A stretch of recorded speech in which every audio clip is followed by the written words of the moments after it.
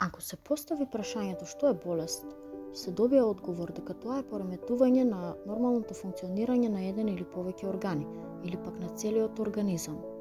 Ако здравјето се огледува во хармоничната работа на сите делови на нашето тело, тогаш како болест ќе се означи секоја настаната дисхармонија. Според својата природа, болестите понатаму може да се расчленат на вродени или стекнати, акутни или хронични, локални или општи, заразни или незаразни, болни или безболни, излечливи или неизлечливи, краткотрајни или долготрајни. Ако пак се интересираме за причините на одделните болести, тогаш одговорите во повеќето случаи се многу неодредени. Диспозиција, настинка, микроскоп, а и развитокот на бактериологијата предизвикало поголемо уверување дека бактериите, кои се ситни суштества невидливи со голо око, се основната причина за речиси сите болести. Тоа особено важи за заразните болести, од кои секоја е предизвикана од една одредена бактерија, специфична за дотичната болест. Кога се земаат во предвид начинот на живот во село, народните обичаи, нерационалната исхрана и нечистотијата во врска со непочитувањето на најосновните хигиенски прописи, тогаш навистина бројот на заразните заболувања кај нас е минимален.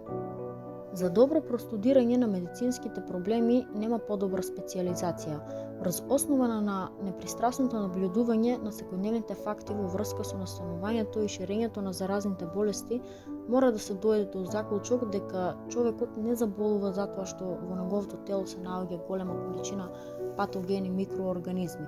Туку напротив, овие бактерии се размножуваат во телото поради тоа што организмот заболел. Самите бактерии, други потоа, му даваат насока на веќе настанатото заболување. Факторите кои го условуваат пореметувањето на здравствената рамнотежа може да бидат многобројни. Во состојба на апсолутно здравје, организмот не е во состојба да го поремети хармоничното функционирање на органите. Организмот и при намалена природна отпорност може да функционира нормално, ако надворешните и внатрешните услови го овозможуваат тоа функционирање. Разликата е само во тоа што при промена на тие услови организмот не е во состојба веднаш да се прилагоди на новите прилики, како што е случај при нормална природна отпорност. Грешките во исхраната, честите промени на околната температура, привремениот престој во загадени простории и на нечист воздух, силните телесни напори, психичките трауми, како и ненадејно големите возбудувања можат при намалена природна отпорност да се предизвикаат пореметување на здравствената рамнотежа.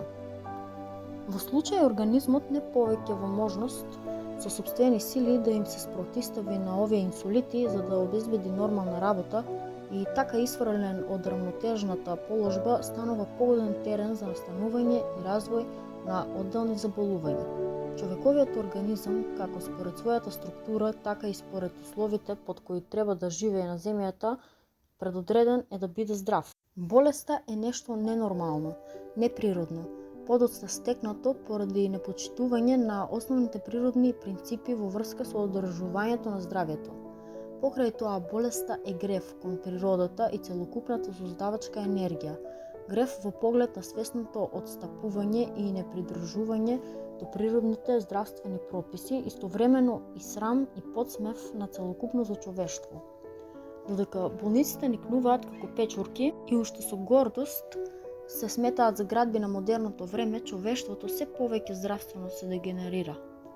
Додека науката сите своји сили ги насочила кон намалување на локализирање, а по можност и спречување на акутните заболувања, тешките хронични болести се повеќе се шират, земајќи при тоа катастрофални размери.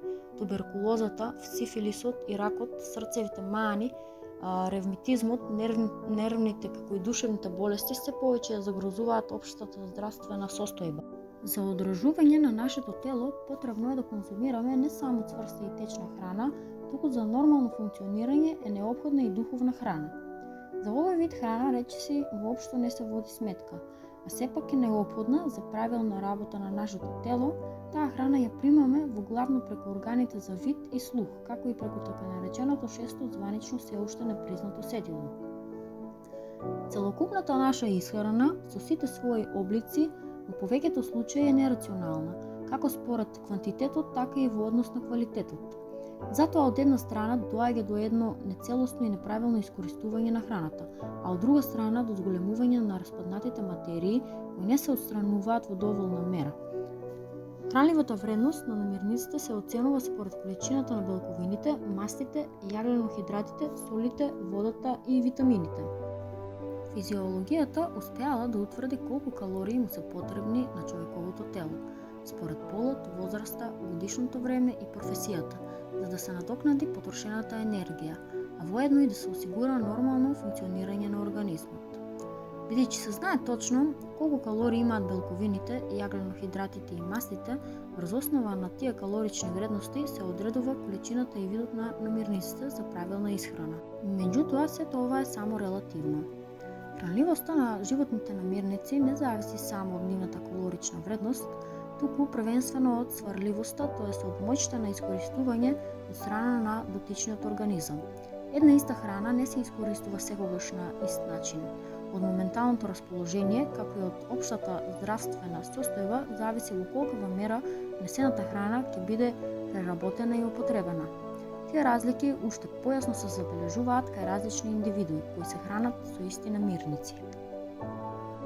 Овој факт е од голема важност, но за жал воопшто не се зема како предмет на нагледување. За таа цел има опити сите физичко-хемиски збиднувања во телото да се изразуваат како прецизни формули со помош на кои однапред ќе може да се пресмета какви промени ќе настанат под влијание на овој или оној фактор. Одбрамбените сили на телото се на толку совршен начин поставени, што само со трајна злоупотреба и непридружување до основните животни правила е возможно овој природен имунитет да се намали.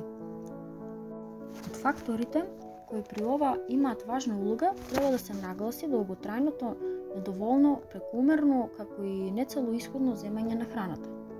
Организмот на почетокот со сите средства ќе се бори и спротиставува на овие штетни влијанија, но тоа ќе може да се издржи само одредено време, пошто веќе нема да располага со потребните сили.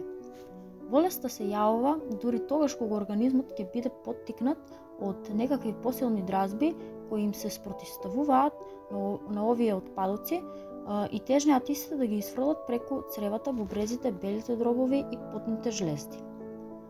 Колку телото располага со поголема животна енергија, толку реакцијата ќе биде побурна, проследена со висока температура, оток, болки, како и други знаци карактеристични за акутните заболувања. Колку е пак организмот со послаби одбрамбени сили, толку и послабо ќе може да реагира, со што се подготвува терен за хронични заболувања. Доколку ви се допадна овој подкаст, бидете поддршка на овој YouTube канал, така што го кликнете subscribe и ние се гледаме во следна аудиодружба.